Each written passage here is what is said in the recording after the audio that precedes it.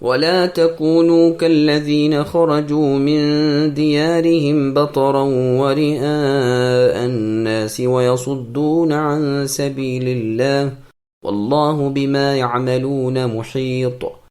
وإذ زين لهم الشيطان أعمالهم وقال لا غالب لكم اليوم من الناس وإني جار لكم فلما تراءت الفئتان نكص على عقبيه وقال إني بريء منكم إني أرى ما لا ترون إني أخاف الله والله شديد العقاب.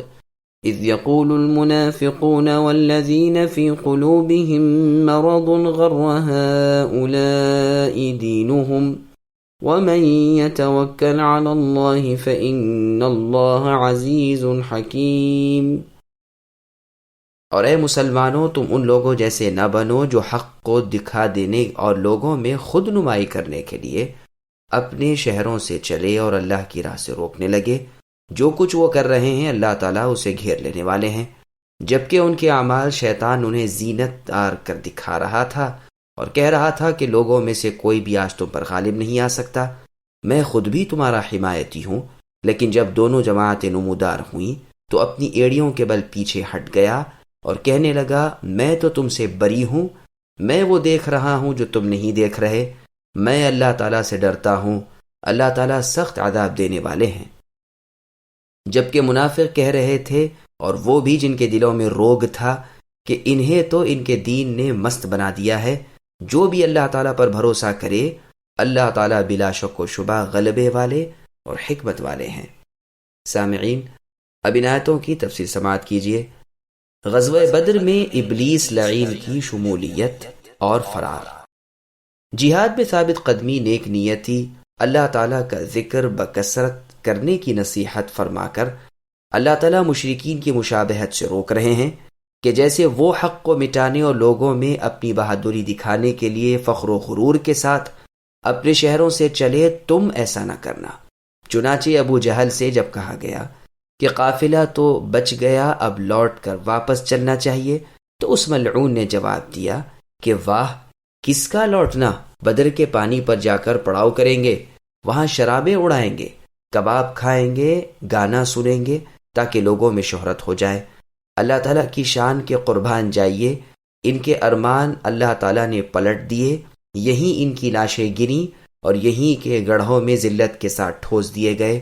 اللہ تعالیٰ ان کے اعمال گھیر لینے والے ہیں، ان کے ارادے اللہ پر کھلے ہوئے ہیں، اسی لیے انہیں برے وقت سے پالا پڑا.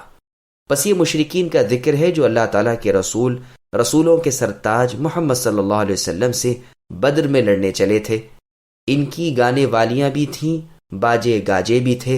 شیطان لعین ان کا پشت پناہ بنا ہوا تھا، انہیں پھسلا رہا تھا، ان کے کام کو خوبصورت بھلا کر دکھا رہا تھا، ان کے کانوں میں پھونک رہا تھا کہ بھلا تمہیں کون ہرا سکتا ہے.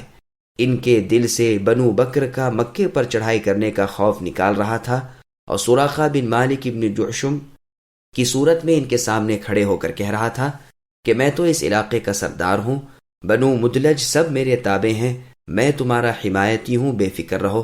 شیطان کا کام بھی یہی ہے کہ جھوٹے وعدے دے، نہ ہوتی امیدیں دلائے اور دھوکے کے جال میں پھنسائے. بدر والے دن یہ اپنے جھنڈے اور اپنے لشکر کو لے کر مشرکوں کے ساتھ ہوا، ان کے دلوں میں ڈالتا رہا کہ بس تم بازی لے گئے، میں تمہارا مددگار ہوں. لیکن جب مسلمانوں سے مقابلہ شروع ہوا اور اس خبیث لعین شیطان ابلیس کی نظریں فرشتوں پر پڑیں تو پچھلے پیروں بھاگا اور کہنے لگا میں وہ دیکھتا ہوں جس سے تمہاری اے مشرکوں آنکھیں اندھی ہیں. ابن عباس رضی اللہ عنہما کہتے ہیں بدر والے دن ابلیس اپنا جھنڈا بلند کیے مدلجی شخص کی صورت میں اپنے لشکر سمیت پہنچا، اور وہ سراقہ بن مالک ابن جعشم کی صورت میں تھا، اور مشرکین کے دل بڑھائے ہمت دلائی.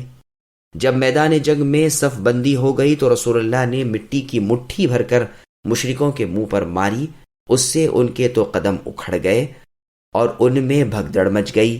جبریل علیہ السلام شیطان کی طرف چلے، اس وقت یہ ایک مشرک کے ہاتھ میں ہاتھ دیے ہوئے تھا. آپ کو یعنی جبریل علیہ السلام کو دیکھتے ہی اس کے ہاتھ سے اپنا ہاتھ چھڑا کر اپنے لشکروں سمیت بھاگ کھڑا ہوا۔ اس شخص نے کہا، سراقہ، تم تو کہہ رہے تھے کہ تم ہمارے حمایتی ہو، پھر یہ کیا کر رہے ہو؟ یہ ملعون شیطان ابلیس چونکہ فرشتوں کو دیکھ رہا تھا، کہنے لگا، میں وہ دیکھتا ہوں جو تم نہیں دیکھتے، میں تو اللہ تعالیٰ سے ڈرنے والا آدمی ہوں، اللہ تعالیٰ کے عذاب بڑے بھاری ہیں۔ ابن عباس رضی اللہ عنہما کا بیان ہے کہ رسول اللہ پر تھوڑی سی دیر کے لیے ایک طرح کی بے خودی سی طاری ہو گئی، پھر ہوشیار ہو کر فرمانے لگے، اے میرے صحابہ، خوش ہو جاؤ، یہ ہیں تمہاری دائیں جانب جبرائیل، اور یہ ہیں تمہاری بائیں طرف میکائیل، اور یہ ہیں اسرافیل علیہم السلام، تینوں معاں اپنی فوجوں کے موجود ہوئے ہیں۔ ابلیس سراقہ بن مالک ابن جعشم مدلجی کی صورت میں مشرکوں میں تھا، ان کے دل بڑھا رہا تھا اور ان میں پیش گوئیاں کر رہا تھا کہ بے فکر رہو، آج تمہیں کوئی بھی ہرا نہیں سکتا۔ لیکن فرشتوں کے لشکر دیکھتے ہی اس نے تو منہ موڑا اور یہ کہتا ہوا بھاگا کہ میں تم سے بری ہوں، میں انہیں دیکھ رہا ہوں جو تمہاری نگاہ میں نہیں آتے۔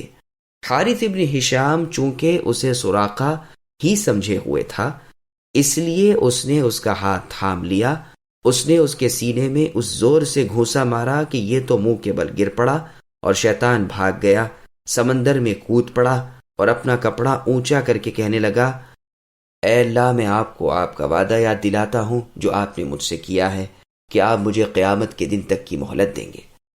طبرانی میں رفاعہ بن رافع رضی اللہ عنہ سے بھی اسی کے قریب مروی ہے۔ عروہ بن زبیر رحمہ اللہ کہتے ہیں، جب قریشیوں نے مکے سے نکلنے کا ارادہ کیا تو انہیں بنی بکر کی جنگ یاد آ گئی اور خیال کیا کہ ایسا نہ ہو ہماری عدم موجودگی میں یہاں چڑھ دوڑیں۔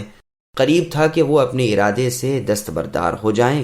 اسی وقت ابلیس لعین سراقہ کی صورت میں ان کے پاس آیا، یہ بنو کنانہ کے سرداروں میں سے تھا، کہنے لگا، اپنی قوم کا میں ذمہ دار ہوں، تم ان سے بے کھٹکے رہو اور مسلمانوں کے مقابلے کے لیے پورے تیار ہو کر سب جاؤ۔ خود بھی ان کے ساتھ چلا، ہر منزل میں یہ اسے دیکھتے تھے، سب کو یقین تھا کہ سراقہ خود ہمارے ساتھ ہے، یہاں تک کہ لڑائی شروع ہو گئی۔ اس وقت یہ مردود دم دبا کر بھاگا۔ حارث ابن ہشام، شیطان انہیں موت اور دوزخ کے منہ میں دھکیل کر خود فرار ہو گیا، کیونکہ اس نے ربانی لشکر یعنی فرشتوں کو مسلمانوں کی امداد کے لیے آتے ہوئے دیکھ لیے تھے۔ صاف کہہ دیا کہ میں تم سے اے مشرکو بری اور بیزار ہوں، میں وہ دیکھتا ہوں جو تم نہیں دیکھتے۔ اس بات میں وہ تھا بھی سچا۔ پھر کہتا ہے، میں اللہ تعالیٰ کے خوف سے ڈرتا ہوں، اللہ تعالیٰ کے عذاب سخت اور بھاری ہیں۔ اس نے جبرائیل علیہ السلام کو فرشتوں کے ساتھ اترتے دیکھ لیا تھا، سمجھ گیا تھا کہ ان کے مقابلے کی مجھ میں یا مشرکوں میں طاقت نہیں۔ وہ اپنے اس قول میں تو جھوٹا تھا کہ میں خوف رب کرتا ہوں یعنی اللہ سے ڈرتا ہوں، یہ تو صرف اس کی زبانی بات تھی، دراصل وہ اپنے میں طاقت ہی نہیں پاتا تھا۔ یہی اس دشمن رب کی عادت ہے کہ بھڑکاتا اور بہکاتا ہے، حق کے مقابلے میں لا کھڑا کر دیتا ہے، پھر روپوش ہو جاتا ہے۔ قرآن فرماتا ہے شیطان انسان کو کفر کا حکم دیتا ہے، پھر جب وہ کفر کر چکتا ہے تو یہ کہنے لگتا ہے کہ میں تجھ سے اے انسان بیزار ہوں، میں اللہ رب العالمین سے ڈرتا ہوں۔ اور آیت میں اللہ کا فرمان ہے کہ جب کام نتھر جاتا ہے تو یہ شیطان ابلیس کہتا ہے، اللہ تعالیٰ کے وعدے سچے ہیں، میں خود جھوٹا، میرے وعدے بھی سراسر جھوٹے، میرا تم پر اے انسانوں کوئی زور و دعویٰ تو تھا ہی نہیں، تم نے تو آپ میری آرزو پر گردن جھکا دی، اب مجھے سرزنش نہ کرو، ڈانٹو ڈپٹو نہیں، ملامت نہ کرو، خود اپنے تئیں ملامت کرو، نہ میں تمہیں بچا سکوں نہ تم میرے کام آ سکو۔ اس سے پہلے جو تم مجھے اللہ رب العالمین کی عبادت میں شریک بنا رہے تھے، میں تو آج اس کا بھی انکاری ہوں۔ یقین مانو کہ ظالموں کے لیے دکھ کی مار ہے۔ جب مسلمانوں اور کافروں کی دونوں فوجیں صف بندی کر کے آمنے سامنے آ گئیں تو اللہ تعالیٰ کی قدرت و حکمت سے مسلمان کافروں کو بہت کم نظر آنے لگے اور کافر مسلمانوں کی نگاہوں میں کم جچنے لگے۔ اس پر کافروں کے لشکر سے ٹکرا رہے ہیں کہ سر ہلاتے رہ جائیں۔ اللہ رب العالمین فرماتے ہیں، انہیں نہیں معلوم کہ یہ متوکلین یعنی اللہ پر بھروسہ کرنے والوں کا گروہ ہے، ان کا بھروسہ اللہ پر ہے جو غلبے کے مالک ہیں، جو حکمت کے مالک ہیں۔ اللہ کے دین کی سختی مسلمانوں میں محسوس کر کے ان کی زبان سے کلمہ نکلا کہ انہیں مذہبی دیوانگی ہے۔ دشمن رب ابو جہل ملعون ٹیلے پر سے جھانک کر اللہ والوں کی کمی اور بے سر و سامانی دیکھ کر گدھے کی طرح پھول گیا اور کہنے لگا لو پالا مار لیا ہے، بس آج سے اللہ تعالیٰ کی عبادت کرنے والوں سے زمین خالی نظر آئے گی، ابھی ہم ان میں سے ایک ایک کے دو دو کر کے رکھ دیں گے۔ ابن جریج رحمہ اللہ کہتے ہیں کہ مسلمانوں کے دین میں طعنہ دینے والے مکے کے منافق تھے۔ عامر کہتے ہیں کہ یہ چند لوگ تھے جو زبانی مسلمان ہوئے تھے، لیکن آج بدر کے میدان میں مشرکوں کے ساتھ تھے۔ انہیں مسلمانوں کی کمی اور کمزوری دیکھ کر تعجب معلوم ہوا اور کہا کہ یہ لوگ تو مذہبی فریب خوردہ ہیں۔ مجاہد رحمہ اللہ کہتے ہیں یہ قریش کی ایک جماعت تھی، قیس ابن الولید ابن مغیرہ اور ابو قیس ابن فاکہہ ابن مغیرہ اور حارث ابن زمعہ ابن اسود ابن عبد المطلب اور علی بن امیہ ابن خلف اور عاص ابن منبہ ابن حجاج، یہ قریش کے ساتھ تھے لیکن تھے یہ شک میں اور اسی میں رکے ہوئے تھے۔ یہاں مسلمانوں کی حالت دیکھ کر کہنے لگے یہ لوگ تو صرف مذہبی مجنون ہیں، ورنہ مٹھی بھر بے رصد اور بے ہتھیار آدمی اتنی ٹڈی دل شوکت و شان والی فوجوں کے سامنے کیوں کھڑے ہو جاتے؟ حسن رحمہ اللہ فرماتے ہیں کہ یہ لوگ بدر کی لڑائی میں نہیں آئے تھے، ان کا نام منافق رکھ دیا گیا۔ کہتے ہیں کہ یہ قوم اسلام کی اقراری تھی لیکن مشرکوں کی رو میں بہہ کر یہاں چلی آئی۔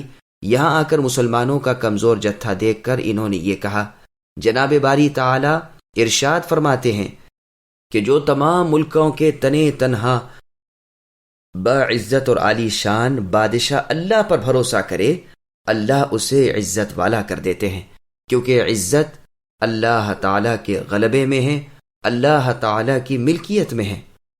وہ اللہ تعالی بڑی ذی شان والے، وہ سچے سلطان ہیں، وہ حکیم ہیں۔ اللہ تعالی کے سب کام حکمت سے پر ہوتے ہیں، وہ ہر چیز کو اس کی ٹھیک ٹھیک جگہ رکھ دیتے ہیں۔ اہل ایمان مستحقین کی اللہ تعالی مدد فرماتے ہیں، اور اہل کفار جو ذلت اور خواری کے مستحق ہیں انہیں ذلیل و رسوا کر دیتے ہیں۔ وہ اللہ سب کو بخوبی جانتے ہیں۔